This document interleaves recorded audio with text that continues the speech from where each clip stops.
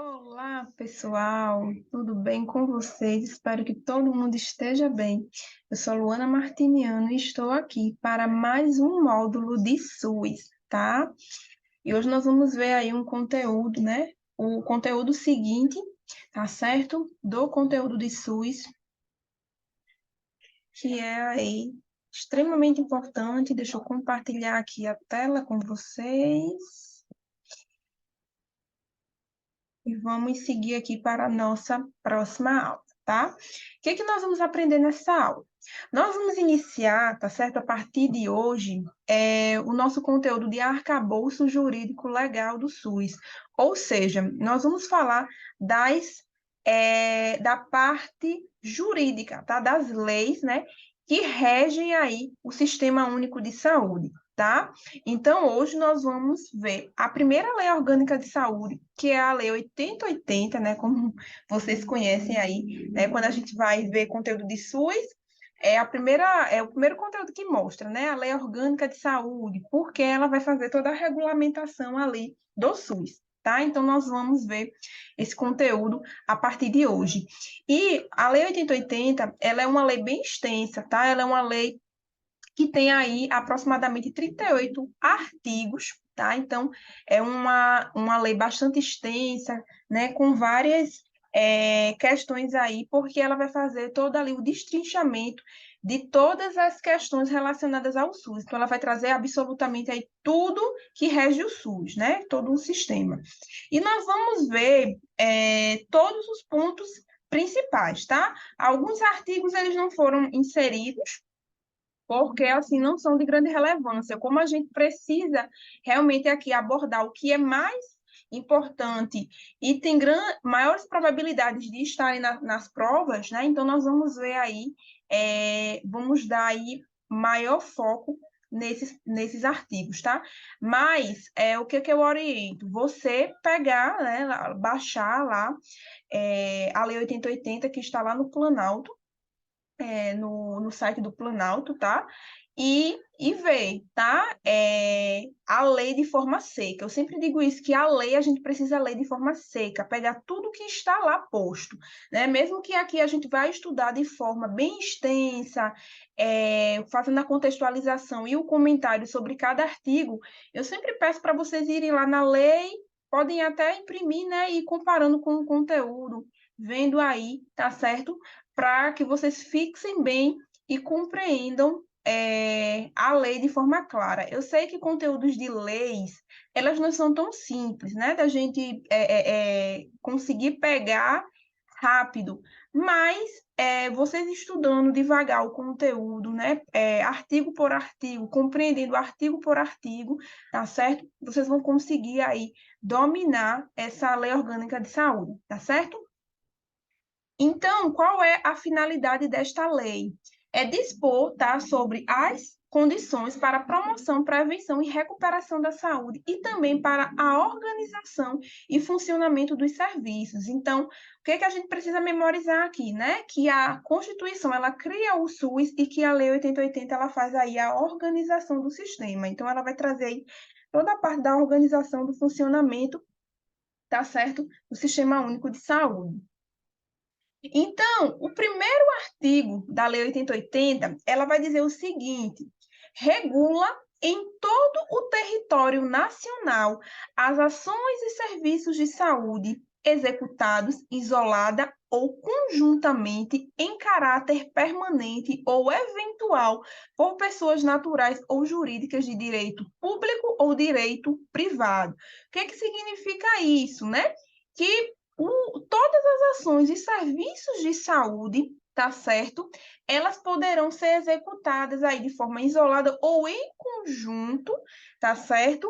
De forma eventual, ou seja, ações pontuais ou ações de caráter permanente, como são os serviços que a gente tem de forma regular dentro do SUS, por pessoas naturais ou jurídicas de direito público ou privado, né? Então, privado aí quer nos dizer que a iniciativa privada ela pode desenvolver ações e serviços de saúde, tá certo? Quando a iniciativa privada ela rege aí, ela desenvolve ações e serviços de saúde, elas precisam aí também seguir as diretrizes do sistema, tá? Então, quando se faz aí essa integração, né, entre SUS e iniciativa privada, a iniciativa privada, ela precisa estar de acordo com as diretrizes do sistema, tá certo? E aí, alguns pontos que eu botei aqui, né? Questões de prova. A lei, ela é de âmbito nacional, agrega todas as ações e serviços, inclusive da iniciativa privada, né? Então, só para a gente aí fixar bem quais são os pontos principais desse primeiro artigo. O segundo artigo, ele traz o seguinte: a saúde ela é um direito fundamental do ser humano, devendo o Estado, tá, prover. Deixa eu só ver aqui.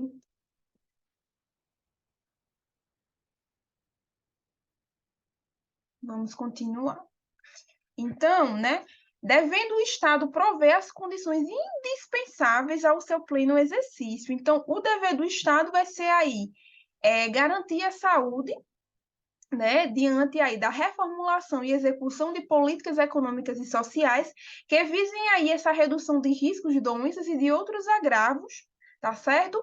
De forma a assegurar um acesso universal e igualitário para a promoção, a proteção e a recuperação da saúde. Então, o artigo 2 da Lei 8080, ela regulamenta o artigo 196 da Constituição. Então, a gente vai vendo que como os artigos lá da Constituição, eles vão se apresentando aqui na lei, tá certo? Então, eu sempre vou colocando aqui essas observações para a gente fazer a analogia do que está lá na Constituição e o que está posto na Lei 8080, porque, como eu falei, né, a Constituição, ela vem para orientar todas as leis e decretos que vão fazer a regulamentação e a organização do SUS. Então, ela é ali a base orientativa de todo o sistema, tá? E aí, para gravar o artigo 2 e a sua relação com o artigo 196, a gente basta fazer as seguintes perguntas, né? Eu coloquei isso aqui que é para a gente gravar aí. A saúde, ela vai ser um direito de quem? De todos, né? Dever de quem? Do Estado. Para que ela será implantada e o que deve ser feito, né? Mediante uma política econômica e social. Com que objetivo? Reduzir o risco de doenças e outros agravos? Com que tipo de acesso? Universal e igualitário. Para que tipo de ações? Para as ações de promoção, proteção e recuperação da saúde, tá? Então, isso aqui a gente consegue fixar aí o conteúdo. E aí, o dever do Estado, como a gente viu, não vai excluir o dever das pessoas, da família, das empresas e da sociedade, né? Então, a corresponsabilidade aí é de todos, tá certo? Mas sempre lembrando que o dever de prover as ações e serviços de saúde será do Estado. E aí, o artigo 3, ele vem trazer o quê? Um dos pontos que a gente viu lá, tanto no movimento da reforma sanitária, quanto lá na conferência, né? Que era aí a gente modificar o conceito de saúde, porque a gente tinha saúde como ausência de doença. Então, se você não tinha nenhuma doença aparente, né? Nenhuma doença física aparente, então você estava saudável, então você tinha saúde. É total que o modelo de saúde vigente no Brasil antes do SUS era um modelo privatista curativista, né? Então, quando a gente tem ali o nome curativista, significa o quê? Que não se tem foco, não se tem ações de promoção da saúde. Então, não se tem esse interesse em promover saúde, porque se as pessoas não têm doença, significa que elas estão saudáveis, elas só vão procurar o serviço de saúde quando elas estiverem doentes.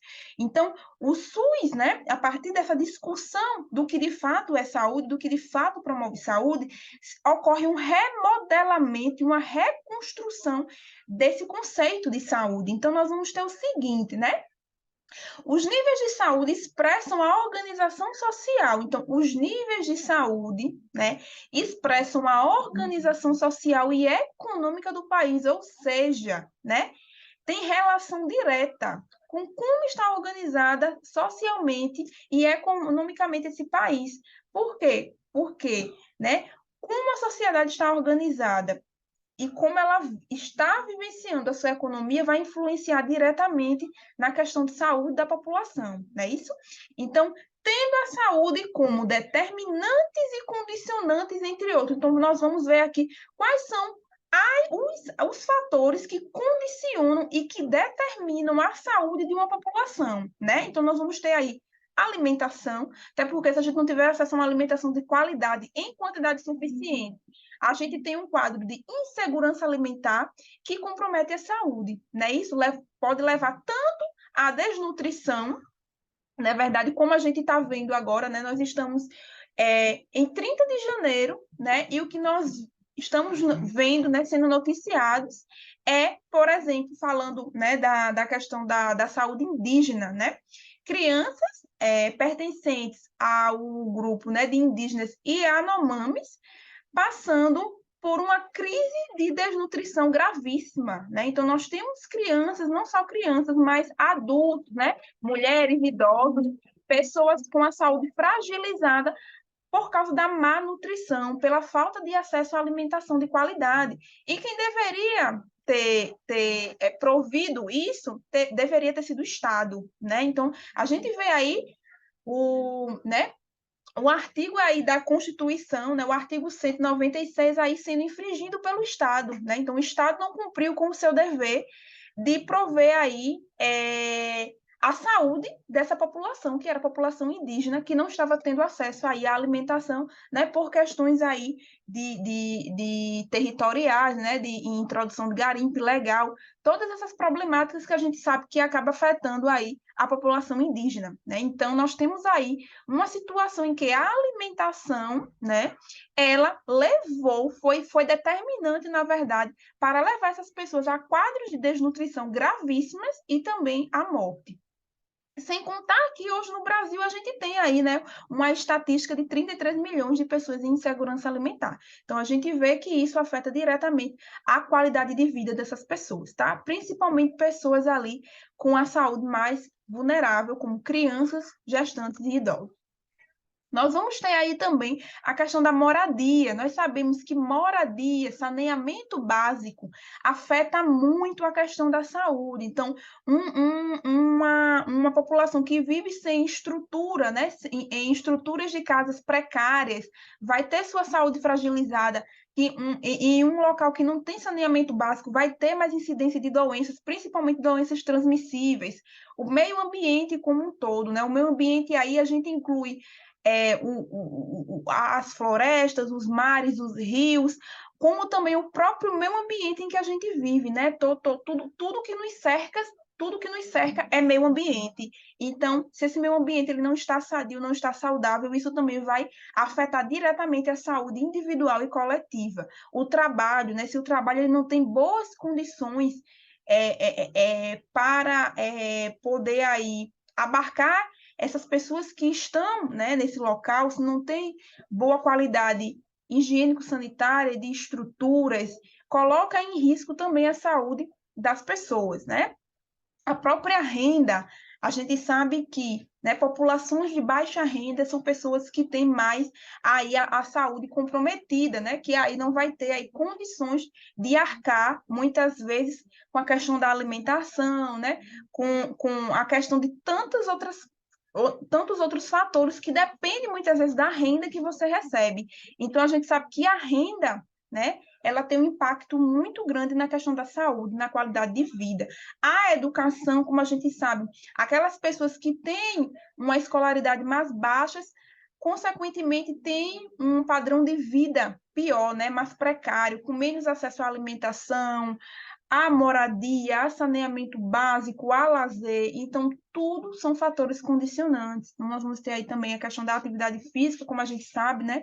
A atividade física, ela influencia na melhora da qualidade de vida, assim como a sua falta também acaba afetando aí a qualidade de vida, né? Levando as pessoas ao desenvolvimento do sedentarismo, obesidade, doenças crônicas, né? Então, tudo isso acaba levando aí a gastos com saúde pública, tá? Transporte, lazer e acesso a bens e serviços essenciais. Então, tudo isso acaba aí tudo isso é determinante, gente. Não tem como a gente dizer que saúde é apenas ausência de doença. Se todo o meio toda a organização social que uma pessoa está envolvida faz com que aquela pessoa ela possa adoecer, né? Tanto no sentido aí de doenças físicas, como também doenças psicossociais, né? Então, a gente vai ter aí, realmente, a gente teve essa necessidade de ampliar o conceito de saúde. Então, tudo isso aqui, ó, esses determinantes e condicionantes, eles nos dizem o quê? Que existe uma necessidade de políticas intersetoriais. Por isso que, para que a saúde ela seja promovida de forma integral, a gente precisa ter a integração de políticas sociais e econômicas. Não se tem como pensar ações, né, e serviços de saúde sem se pensar em políticas intersetoriais, tá certo? Então, houve-se essa necessidade. Não tinha como a gente estruturar um sistema se a gente não modificasse realmente aí o seu conceito, tá certo? E aí, né, parágrafo único do artigo 3 dizem respeito também à saúde, às ações que, por força do dispositivo no artigo anterior, se destinam a garantir às pessoas e à coletividade condições de bem-estar físico, mental e social. Então, a gente vê aqui que, né, nos diz que ações que promovam a saúde mental, a saúde física e a saúde social também são ações de saúde, certo? E aí, o artigo 4º, ele traz a definição do SUS. O que é o SUS, tá? Então, o SUS é o seguinte, é o conjunto de ações e serviços de saúde prestados por órgãos e instituições públicas e federais, estaduais e municipais, da administração direta ou indireta e das fundações mantidas pelo poder público, constitui o Sistema Único de Saúde. Essa questão aqui, quando eu fiz a minha prova de residência lá em 2018, essa foi a primeira questão de SUS, foi a definição do SUS. Minha gente, eu tinha estudado tanto essa questão, tinha estudado tanto essa questão que, por nervosismo, né, é uma questão simples, né, o conjunto de ações de órgãos públicas, federais, estaduais, mantidas, e quando chegou aqui em administrações direta e indireta, e eu fiquei lá entre duas questões, né, meu Deus, sabe quando dá aquele branco na hora da prova, que a gente estuda e dá aquele branco, né? Mas tudo porque eu fiquei nervosa, né? Porque realmente eu queria muito a residência de saúde da família, e a residência de saúde da família, né? Para quem não sabe, elas são 3 etapas. Então, a gente faz a prova, é análise de currículo e entrevista. Então, são várias etapas assim. Então, a gente fica, né, naquela ansiedade para fazer a prova. Então, assim, essa foi, eu não me esqueço nunca, que essa foi a primeira questão. Eram 15 questões de SUS, e eu acertei 14 questões. Não acertei, não gabaritei SUS por causa dessa questão aqui, porque realmente eu confundi, né? Lá, a administração, eu coloquei apenas que era administração direta, se eu não estiver enganada, e era direta e indireta, né? E, gente, eu sabia essa questão, né? Eu tinha estudado muito, mas assim, por uma questão de nervosismo. Então, é o que eu sempre digo, né? Não fiquem nervosos. A gente sabe que residência, concurso, às vezes a gente fica muito ansioso, muito nervoso para a prova, mas acaba que a ansiedade ela se torna um vilão para a gente na hora da prova, porque a gente pode confundir, pode errar uma coisa que a gente sabe, né? Que a gente sabe a resposta ali, mas a gente acaba errando. Então, assim, não fiquem nervosos. Se vocês estudaram direitinho o conteúdo, revisaram, né? Um dia antes da prova, dá aquela descansada ali na mente, relaxa, porque quando chegar na hora da prova, vocês vão lembrar tudo direitinho ali que vocês estudaram, né? Então, assim, não ficar nervoso, aí é muito importante, né? Manter a calma é fundamental para que a gente consiga aí acertar as questões, tá certo? Então, o artigo 4º vai trazer aí a definição de SUS. E aí ele diz o seguinte: estão incluídas no dispositivo, neste artigo, as instituições públicas federais, estaduais e municipais de controle de qualidade, pesquisa e produção de insumos, medicamentos, inclusive de sangue e hemoderivados e equipamentos para a saúde. Então, tudo isso aqui, né, pertence aí, tá certo? Todas essas instituições que fazem esse tipo de trabalho aqui estão incluídas aí também nesse dispositivo como sendo parte aí do sistema de saúde, tá? E aí a iniciativa privada, ela vai poder participar, como nós já falamos aqui bastante, né, do SUS de forma de forma complementar. Então, o artigo 4º, ele vem e ratifica e reafirma mais uma vez o artigo 199 da Constituição, trazendo aí realmente que a iniciativa privada ela participa de forma complementar, mediante insuficiência de recursos de gestão, dando prioridade e preferência para instituições filantrópicas sem fins lucrativos e mediante contrato ou convênio, tá? Então, tudo que estava lá no artigo 199, mais uma vez é reafirmado sem nenhuma alteração aqui no artigo 4º, tá? E aí o artigo 5º, ele vai tratar dos objetivos do SUS, tá certo? Então, o que é que ele vai trazer?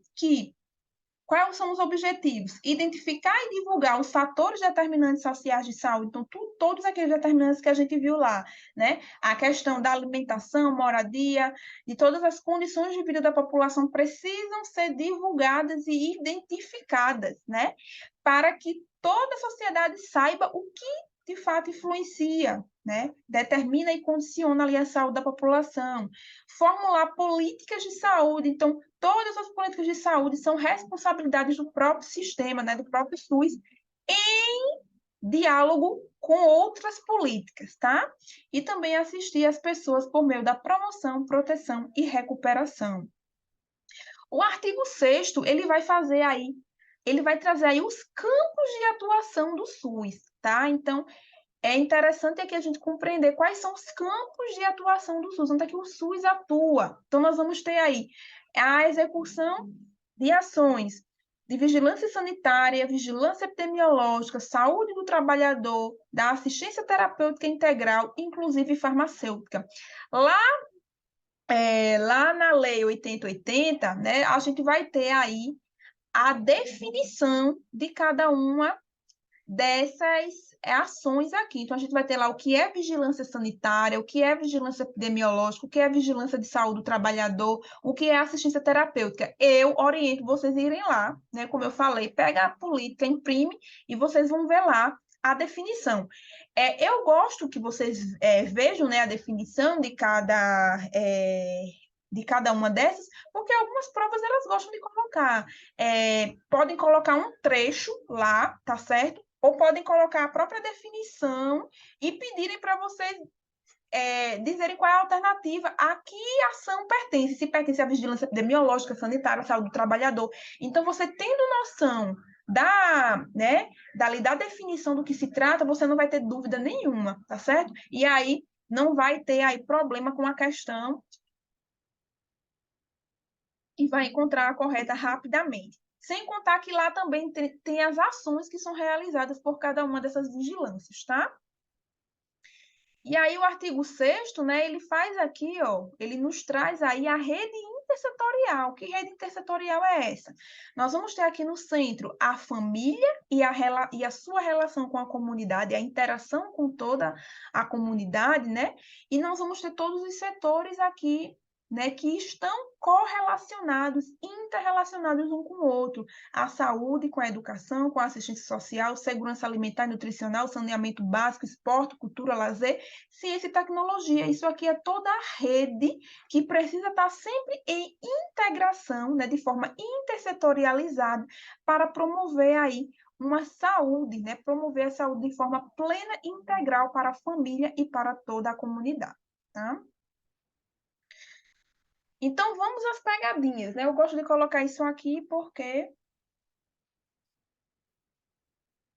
pode aparecer aí, e para vocês não terem dúvida, tá? Eu coloquei aqui. Então, eu peguei aqui né, alguns tópicos para falar, na verdade, para vocês em relação aos verbos, tá? Então, nós vamos ter aqui, quando a gente tem, por exemplo, a participação na formulação de políticas e na execução de ações de saneamento básico. Então, como a gente viu, né, participar significa o quê? Que esse verbo participar e também colaborar, que é a colaboração na proteção do meio ambiente, nele compreendido do trabalho. Então, os verbos participar e colaborar, eles são verbos que nos dizem que há ações intersetoriais, então não é algo exclusivo do SUS. O SUS não vai fazer isso sozinho, né? ele vai fazer em colaboração, em participação com outro ente, né? No caso aqui, ele vai fazer, o setor saúde vai fazer junto do setor de meio ambiente, de infraestrutura, de habitação, né? Então, ele vai fazer junto de outros setores, de outras políticas, tá certo? Essa ação, o desenvolvimento dessa ação. Ele não vai fazer sozinho, porque não é algo exclusivo dele. Então, sempre que vocês pegarem verbo participar, colaborar, vocês sabem que é uma ação compartilhada. Então, o sistema não faz sozinho. Quando a gente tem aqui, por exemplo, o verbo ordenar, muitas vezes ele pode ser trocado ali por coordenar, tá certo? Então, prestem atenção, né? Porque ordenar a gente vai ter ali sinônimos diferentes. Coordenar significa que o SUS ele vai estar ali fazendo toda a coordenação, toda a orientação, toda a questão ali do acompanhamento. No caso aqui de ordenação, a gente vai ter aí que o SUS ele vai dar a ordem para que essas formações elas aconteçam, tá? Então, a ordem vai partir aí do SUS através de recursos, né, financeiros, enfim, tudo mais, para que haja formação desses profissionais para atuação no sistema. Já a coordenação diz respeito a ele fazer realmente todo o acompanhamento, coordenação, orientação de ações ou serviços em alguma área, tá? Então, só para vocês se atentarem e não cair nas casquinhas de bananas que muitas vezes podem aparecer. Inclusive, eles podem pegar esse próprio tópico aqui e trocar a palavra ordenar por coordenar. Então, vocês vão saber que, na verdade, não é. Quando se trata de formação de recursos humanos, o SUS faz a ordenação, ele dá a ordem para que essas ações, essas formações, elas possam acontecer, né? E não a coordenação. E aí também nós vamos ter o seguinte, né? Atente para as situações onde os verbos estão no futuro, né? Não lembre da realidade. Quando a gente pega a política do SUS, Lei 8080, Lei 8.142, a gente precisa lembrar que essas leis elas foram feitas no passado, né? Foram feitas lá em 1990, pensando no futuro. Então, por isso que a gente vai ter os verbos no futuro, tá certo? A gente não vai ter a gente não vai ter verbos no presente, porque não é algo que está acontecendo ali, é algo que é para acontecer, tá certo? Então, prestem atenção nessa questão dos verbos. Lembrar que a lei, né, foi sancionada lá em 1990 e muitas ações estavam sendo propostas, tá? Então, só para a gente se ligar nisso. E aí, o artigo 7, ele é um artigo muito importante. Por quê? O artigo 7, ele vai fazer o seguinte, ele vai, tá certo, tratar dos princípios e diretrizes do SUS. Então, o que ele vai trazer aí? Ele vai trazer aí, tá certo? Esses princípios e essas diretrizes. Então, as ações e serviços públicos de saúde e os serviços privados contratados ou conveniados que integram o SUS são desenvolvidos de acordo com as diretrizes previstas no artigo 198 da Constituição, obedecendo ainda aos seguintes princípios. Então, nós vamos ter os princípios doutrinários e os princípios organizativos. Então, nós vamos ter aqui de princípios doutrinários a universalidade, né, que é o acesso universal a todos os serviços e ações de saúde, tá certo? De forma, né, aí, universal para todas as pessoas. Integralidade, tá? É um princípio doutrinário. Nós vamos ter aí o conjunto integrado de ações e serviços voltados aos indivíduos e coletividade em todos os níveis de assistência. Então, a integralidade, ela nos diz que o SUS ele precisa atender ao usuário em todos os níveis de assistência, seja na atenção primária, na atenção especializada, né? Na especialização terciária de alta complexidade. O usuário ele precisa ter acesso a todos esses serviços para atender de forma integral às suas necessidades de saúde. Igualdade, tá? A assistência igualitária a todas as pessoas, independente de coetnia, religião e condições socioeconômicas, então, para todas as pessoas, né? Inclusive até para as pessoas que pagam plano de saúde, né? Para quem tem plano de saúde, se você precisar do SUS, você precisa ser assistido, tá? E a equidade. Então, a equidade, ela pressupõe uma assistência diferenciada de acordo com o contexto individual, coletivo, com o intuito de promover a verdadeira justiça social. E aí, uma coisa que eu quero chamar a atenção, quando você vai lá na lei, você encontra universalidade, integralidade e igualdade. A equidade ela vai ser citada, né, como algo que vai fazer aí uma diferenciação da igualdade, tá certo? Por quê? o que é que a gente precisa pensar? Que nós temos um país, né, com uma grande diversidade de regiões, tá? Então, nós temos um país muito diversificado. Cada região do nosso país, ela apresenta necessidades diferentes. Então, a gente sabe que as necessidades da população das pessoas do Nordeste não é a mesma necessidade das pessoas que moram lá no Sudeste. Então, são necessidades diferentes, tá? Os grupos a própria sociedade, a própria comunidade se distingue, né? Há diferentes tipos, né? Há diferentes grupos de comunidades, tá certo? No Brasil, então nós vamos ter aí, né, a saúde das pessoas com deficiência, com algum tipo de deficiência física, né, ou deficiência intelectual. Nós vamos ter a população negra, né? Nós vamos ter aquela população que já está ali na terceira idade, né, envelhecida, nós vamos ter as pessoas em vulnerabilidade social, ou seja, as pessoas que moram nas ruas, nós vamos ter as pessoas privadas de liberdade, então nós vamos ter diferentes grupos de pessoas dentro da própria sociedade. Então a gente precisa pensar a saúde de forma diferente. A gente precisa, claro, né, fornecer a saúde igualitária para todo mundo, tá certo? Mas a gente, dentro dessa igualdade, a gente precisa compreender o que é específico, né? As necessidades individuais. A gente precisa ir no individual e ver, ó, dentro daquele grupo, dentro daquela comunidade ali, né? Nós temos mulheres, vamos dar um exemplo aqui, né? Mulheres, um grande número de mulheres gestantes, né?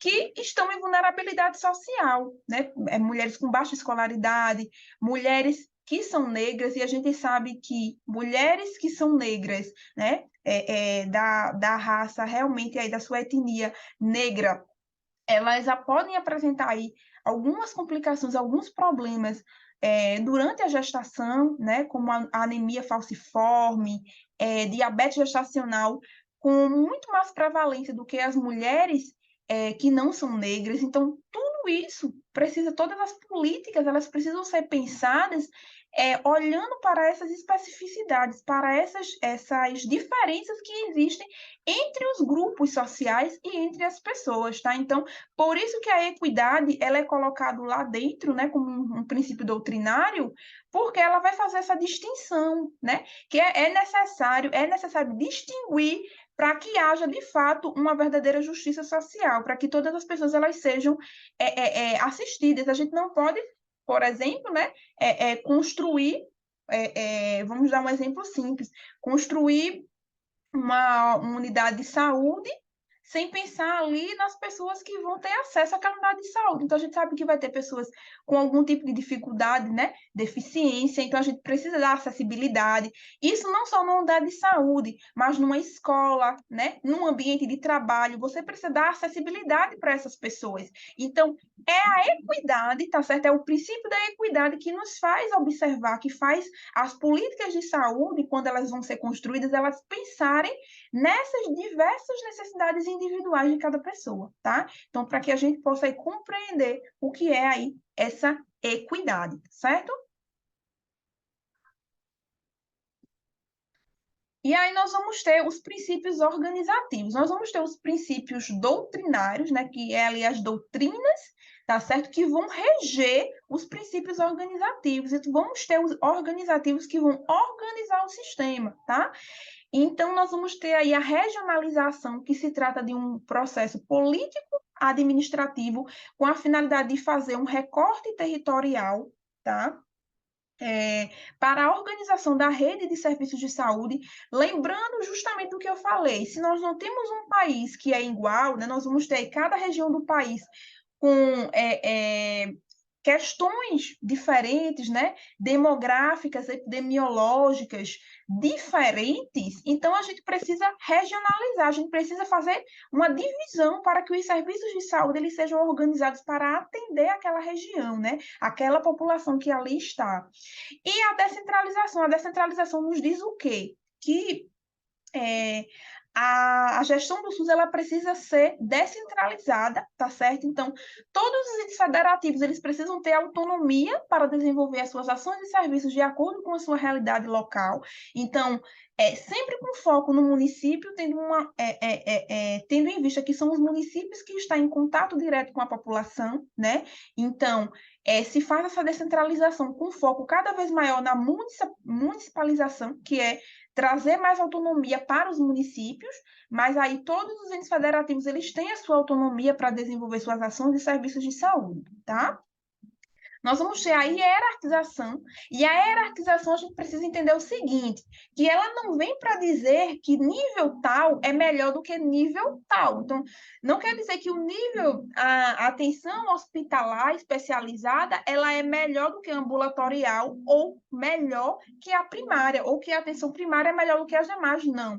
Ela vem para organizar a rede entre as diversas ações, porque a gente sabe que a atenção primária ela é a primeira, ela é a porta de entrada do usuário dentro do SUS. Então, ela vai abranger aqui as ações, né, as ações básicas também, mas ela também vai ser responsável por gerenciar a atenção desse usuário, né, a assistência desse usuário nas outras, né, nas demais redes de atenção. Então, é a atenção primária que vai direcionar se aquele usuário precisa seguir para a atenção ambulatorial ou especializada. Ela faz o ordenamento e a coordenação da rede. A atenção primária, né, básica, de básica só tem o nome, porque realmente ela é muito ampla e muito complexa. E aqui, essa hierarquização, ela precisa ser feita para poder organizar os serviços. Então, os serviços que a atenção primária vai precisar ter, que a rede de atenção ambulatorial e hospitalar precisar organizar os serviços, os profissionais, os tipos de procedimentos que vão precisar ter em cada nível de atenção e também a questão de recursos, gente, porque a gente sabe que cada um desses níveis vai precisar de recursos, tá? A gente sabe que a atenção primária ela é a que mais tem recurso, porque ela é que precisa responder por pelo menos 80% da necessidade dos usuários. Então, ela precisa ter um recurso maior porque ela vai ter aí que arcar com os custos da saúde da família, da estratégia de saúde da família, de todos os serviços que abrangem a atenção básica, né? Que não são poucos, são muitos. A gente vai ter a divisão aí dos recursos que vai para a atenção ambulatorial e a atenção hospitalar especializada, que a gente sabe que é onde tem hospitais de alta complexidade, que tem, né, procedimentos de alta complexidade, exames que têm alto custo para o SUS. Então, por causa disso, essa rede de atenção ela precisa estar bem estruturada e precisa estar bem organizada, porque tudo isso vai demandar especialistas, né, profissionais especialistas, equipamentos e procedimentos de alto custo e de alta complexidade, tá? E nós vamos ter aí a participação da comunidade, e é justamente a sociedade participando de todas as ações do SUS, através dos conselhos e através das conferências, que a gente vai destrinchar esse conteúdo aqui, lá na segunda Lei Orgânica de Saúde, tá? Nós vamos falar, né, aqui agora, né, sobre as diretrizes, tá certo? As diretrizes do SUS, que nós vamos ter aí a descentralização, a integralidade e a participação comunitária. E o que que a gente precisa prestar atenção, né? Que essas três diretrizes aqui, elas também são princípios, tá certo? Então, elas também são princípios. A descentralização, tá? Como a gente viu aqui, a integralidade e a participação comunitária. Elas também são princípios, né? Elas não só são diretrizes, mas também princípios. Então, é importante para que não haja aí nenhuma confusão na hora de vocês responderem aí questões do SUS que possam abordar aí também essa questão aí do que são diretrizes e princípios. Então, preste atenção. Toda diretriz, ela é um princípio, tá? Toda diretriz ela é um princípio, mas nem todo princípio é uma diretriz. Então, se você tem isso em mente e você sabe que descentralização, integralidade e participação comunitária são diretrizes, então você sabe que ela também é um princípio, tá? Mas você sabe que nem todos os princípios que estão lá vão ser diretrizes, tá certo? Então, tendo isso em mente, aí é só gravar aqui, ó, essas três diretrizes, elas também são aí princípios, tá? Então, aqui nós vamos ver aqui mais alguns dos princípios do SUS.